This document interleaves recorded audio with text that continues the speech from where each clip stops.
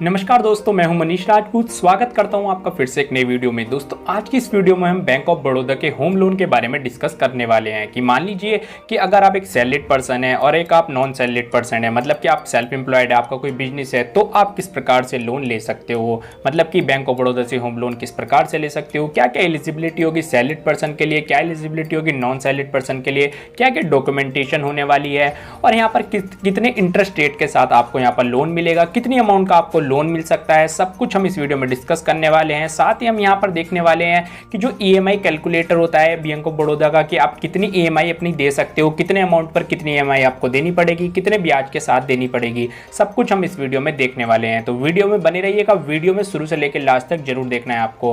और साथ ही चैनल पर पहली बार आए हैं तो चैनल को सब्सक्राइब कर लीजिए और बेल आइकन को प्रेस कर दीजिए, क्योंकि यहाँ पर आपको बैंक से जुड़ी प्रॉब्लम और फाइनेंस के ऊपर वीडियो मिलती रहती है। तो दोस्तों साथ ही हमें इंस्टाग्राम पर भी फॉलो कर लीजिए, उसकी लिंक वीडियो के डिस्क्रिप्शन में देखने को मिल जाएगी, क्योंकि अगर आप हमसे कोई पर्सनल क्वेश्चन पूछना चाहते हैं तो इंस्टाग्राम पर उसका रिप्लाई जरूर मिलेगा।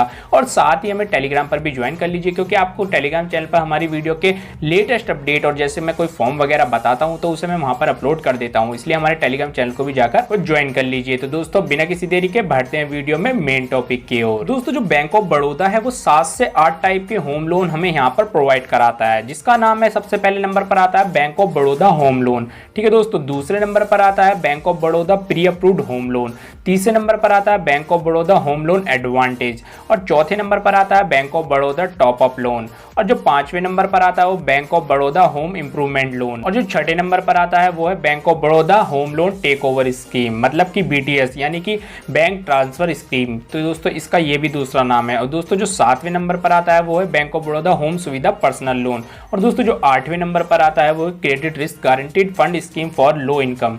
दोस्तों इस प्रकार के ये 8 टाइप के लोन जो है bank of Baroda home loan हमें प्रोवाइड कराता है। तो दोस्तों इनके बारे में भी हम डिस्कस करने वाले हैं एक एक करके। लेकिन दोस्तों उससे पहले हम एक बात जान लेते हैं कि जब भी आप होम लोन लेने जाते हो किसी भी बैंक से, चाहे फिर वो बैंक ऑफ बड़ौदा ही हो या फिर एसबीआई बैंक हो या पीएनबी बैंक हो, लेकिन वहां पर आपसे सबसे पहले एक चीज पूछी जाती है कि आपको जो होम लोन चाहिए वो फिक्स्ड इंटरेस्ट रेट के साथ चाहिए या फ्लोटिंग इंटरेस्ट रेट के साथ चाहिए। अब दोस्तों आपके मन में ये डाउट होगा कि ये फिक्स्ड इंटरेस्ट रेट क्या है और फ्लोटिंग इंटरेस्ट रेट क्या है। तो दोस्तों इसके बारे में थोड़ा सा हम समझ लेते हैं। तो दोस्तों जो फिक्स्ड इंटरेस्ट रेट है वो ये होता है कि मान लीजिए आपने किसी बैंक से होम लोन लिया है, मान लीजिए बैंक ऑफ बड़ौदा से ही आपने होम लोन लिया है, 7% पर आपने होम लोन लिया है।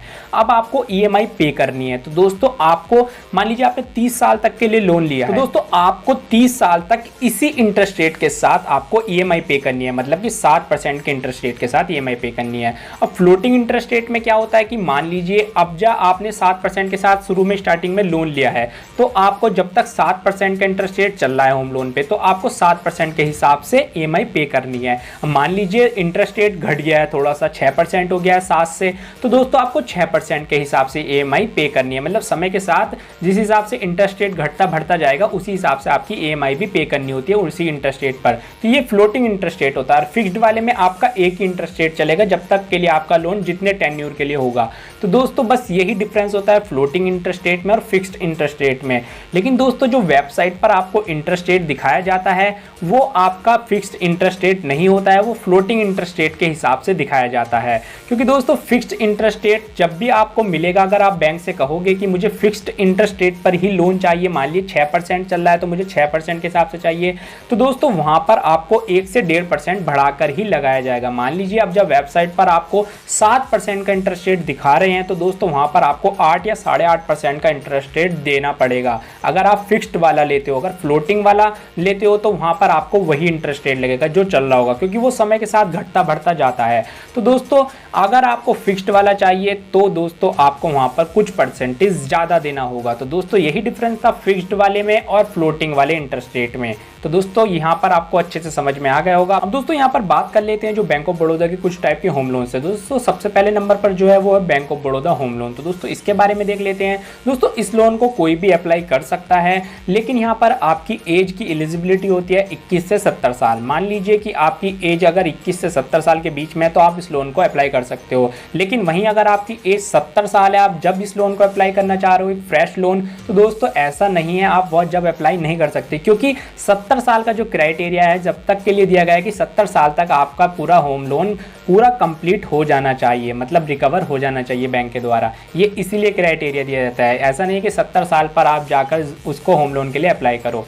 दोस्तों ये एक एज का एलिजिबिलिटी थी कि आप कितनी एज में अप्लाई कर सकते हो। अब दोस्तों यहाँ पर बात कर लेते हैं कि आपको मिनिमम अमाउंट कितनी मिलेगी होम लोन के लिए। तो दोस्तों यहाँ पर आपको जो मिनिमम अमाउंट है वो 1 लाख से लेकर जो मैक्सिमम है वो इस पर डिपेंड करती है कि आप किस एरिया में रहते हो। मान लीजिए कि अगर आप रूरल एंड सेमी अर्बन में रहते हो तो वहाँ पर आप 1 करोड़ की आपको अमाउंट मिल सकता है।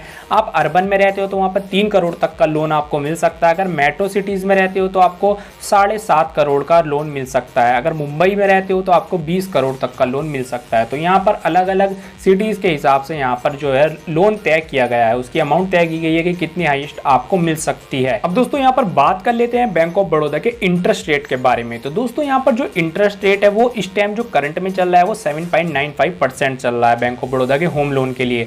वैसे अगर आप इस वीडियो को बाद में देख रहे हो, काफ़ी टाइम बाद देख रहे हो, तो दोस्तों लोन के रेट गिरते बढ़ते भी रहते हैं, मतलब घटते बढ़ते भी रहते हैं, तो आप एक बार साइट पर जरूर चेक कर लेना। तो दोस्तों मान लीजिए यहाँ पर 7.95% चल रहा है, तो दोस्तों आपको 7.95 से आपको यहाँ पर 10% तक के बीच में जो है आपको इंटरेस्ट रेट के हिसाब से लोन मिलेगा। अब वो किस पे डिपेंड करेगा, वो आपके पास्ट की हिस्ट्री को देखकर डिपेंड करता है, आपके सिविल स्कोर को डिपेंड करता है कि आपने पास्ट में लोन जो आपने अगर कोई लिया है तो किस प्रकार से आपका अच्छा रहा है या बुरा रहा है, उसी के ऊपर डिपेंड करता है आपका, उसी के डिपेंड करने पर ही आपका इंटरेस्ट रेट यहाँ पर सेट किया जाता है। तो दोस्तों मैंने यहाँ पर आपको इंटरेस्ट रेट के बारे में भी बता दिया। अब दोस्तों यहाँ पर कुछ के मन में ये सवाल होता है कि सैलरी के ऊपर कितना लोन मिल सकता है, क्या सैलरी पे भी डिपेंड करता है। तो दोस्तों यहाँ पर बैंक ऑफ बड़ौदा कहता है कि आपकी जितनी भी सैलरी है उसके 60 टाइम आपको उतना लोन अमाउंट मिलेगा।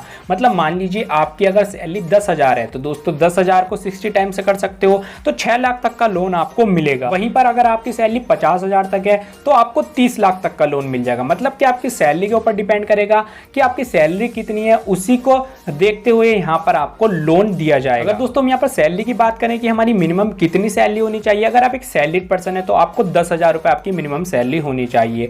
अगर आप वहीं पर एक सेल्फ एम्प्लॉयड है, मतलब अपना बिजनेस करते हो खुद का, तो वहाँ पर आपकी जो सैलरीड होनी चाहिए वो 16,500 रुपये होने चाहिए। मतलब इतने मंथली इनकम आपकी होनी चाहिए, आपके अकाउंट में आनी चाहिए, तभी आपको यहाँ पर लोन मिलता है। दोस्तों यहाँ पर जो बैंक ऑफ बड़ौदा का सेकंड टाइप का लोन है उसकी तरफ बढ़ते हैं दोस्तों, जिसका नाम है bank of Baroda advantage loan. तो दोस्तों इसमें बैंक ऑफ बड़ौदा क्या कहता है कि मान लीजिए आपने कोई लोन ले रखा है, मान लीजिए 30 लाख का लोन आपने ले रखा है, तो दोस्तों यहाँ पर बैंक ऑफ बड़ौदा कहता है जो आपका होम अकाउंट लोन है इसे आप अपने सेविंग अकाउंट लोन से लिंक करा लीजिए। तो दोस्तों उस केस में क्या होगा कि मान लीजिए आपके सेविंग अकाउंट में 1 लाख रुपए पड़े हुए हैं या 2 लाख पड़े हुए हैं, तो दोस्तों यहाँ पर आपका लोन था 30 लाख का। तो दोस्तों जब आप इस अकाउंट को इससे कनेक्ट करा लोगे, सेविंग अकाउंट से अपने होम लोन अकाउंट को बैंक ऑफ बड़ौदा में, तो दोस्तों क्या होगा उस केस में कि ये जो आपकी अमाउंट थी 30 लाख, इसमें से 2 लाख माइनस कर दिए जाएंगे, तो यानी 28 लाख पर आपको इंटरेस्ट रेट देना होगा। तो ये एक बेनिफिट है बहुत ही अच्छा, मतलब कि आपका जो सेविंग अकाउंट का इंटरेस्ट रेट था वो 2 या 3% रहता है, लेकिन अगर आप इसे लिंक करा लोगे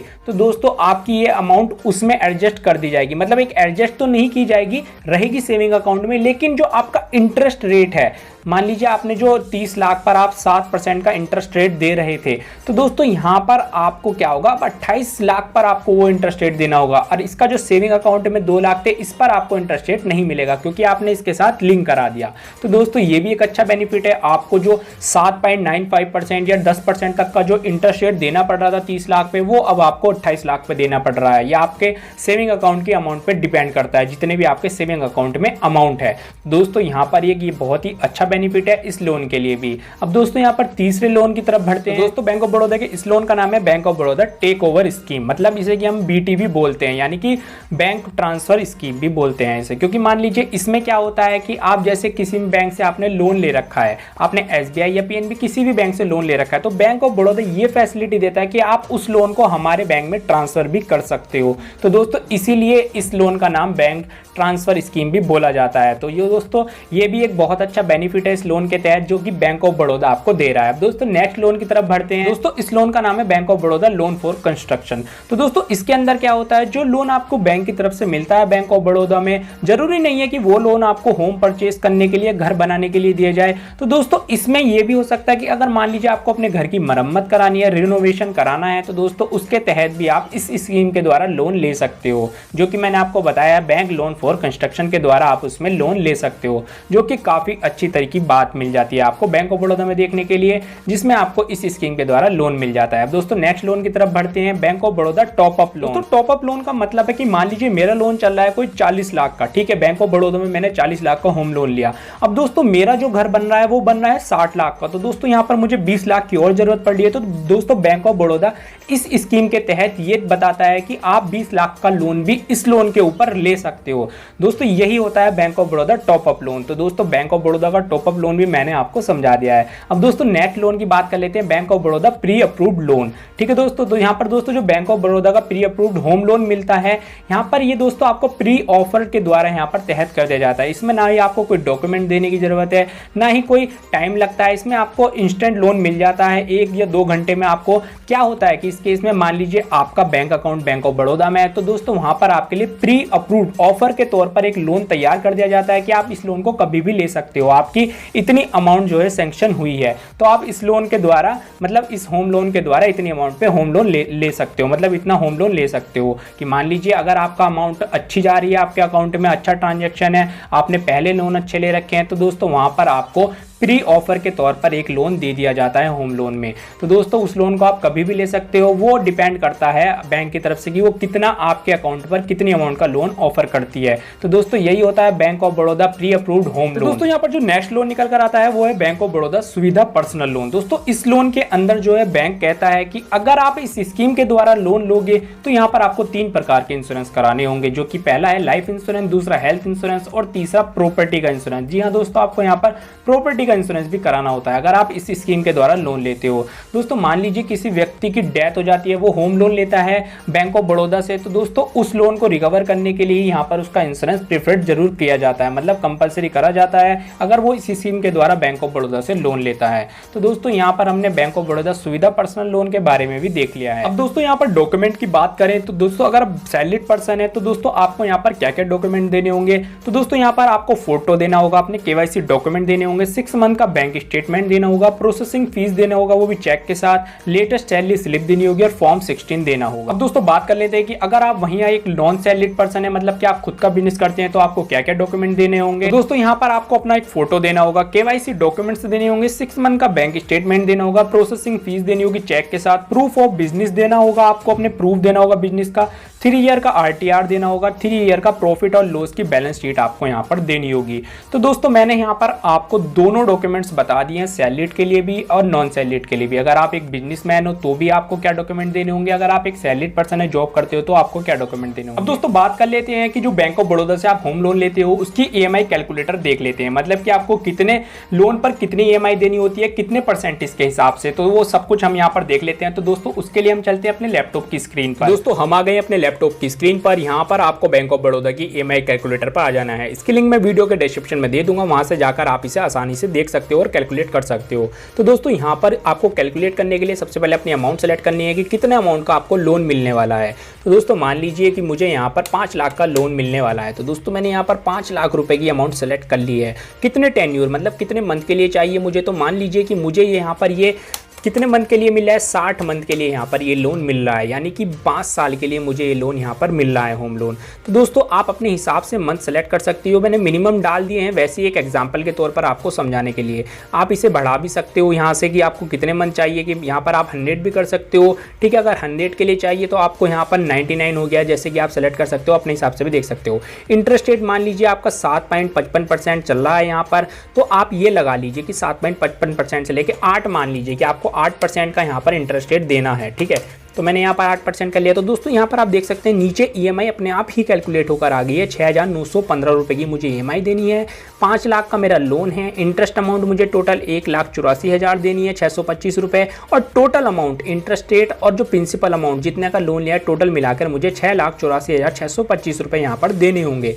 आप अपने हिसाब से अमाउंट सेलेक्ट कर सकते हो। मैं अगर इसे बढ़ाऊंगा तो आप देख सकते हैं कि यहाँ पर ये बैठ रहा है लगभग काफ़ी 10 लाख तक का लोन यहाँ पर आप दिखा रहा है यहाँ पर। तो आप देख सकते हैं कि उसी हिसाब से यहाँ पर EMI भी सेलेक्ट की जा रही है। दोस्तों आप उसी प्रकार से यहाँ पर देख सकते हैं कि 10 लाख के लोन पर यहाँ पर 14,729 रुपए की EMI, प्रिंसिपल अमाउंट यहाँ पर 10,64,000 है, तो इंटरेस्ट रेट 3,94,000। आप अपने हिसाब से यहाँ पर सेट कर सकते हो। इसकी लिंक मैं वीडियो के डिस्क्रिप्शन में दे दूंगा, उसके हिसाब से आप कैलकुलेट कर सकते हो। तो दोस्तों उम्मीद करता हूँ कि आपको वीडियो अच्छे से समझ में आ गई होगी कि आप किस प्रकार से बैंक ऑफ बड़ौदा का होम लोन ले सकते हो और आपको क्या क्या प्रोसेस करना होगा। तो दोस्तों अगर वीडियो अच्छी लगी है तो यार वीडियो को लाइक तो बनता है, वीडियो को लाइक कर दीजिए, चैनल को सब्सक्राइब कर दीजिए और बेल आइकन को प्रेस कर दीजिए। मिलते हैं आपसे एक नेक्स्ट वीडियो में नई अपडेट के साथ। जब तक के लिए जय हिंद, वंदे मातरम।